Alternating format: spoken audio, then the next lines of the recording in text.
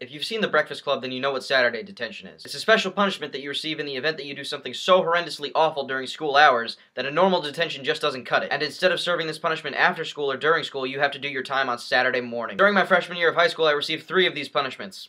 3 weeks in a row. This is the tale of the second Saturday school.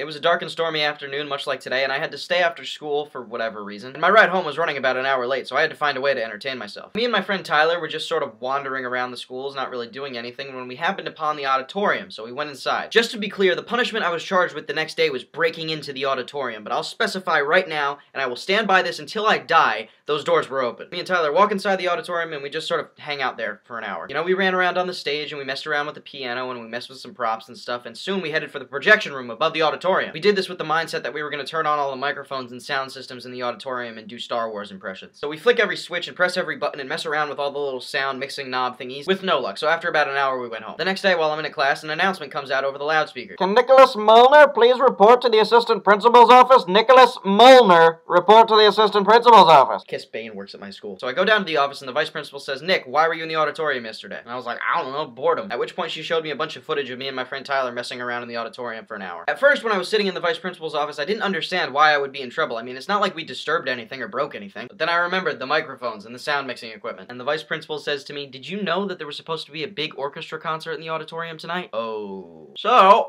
it turns out that all those buttons and panels and knobs and switches were all in very, very specific spots for an orchestra concert that was going to take place that night. And allegedly, like 3 or 4 music teachers had to come into school 2.5 hours early to fix everything. So boom, I was slapped with Saturday school detention. The moral of the story is that you should always lock doors that you don't want 14-year-olds opening.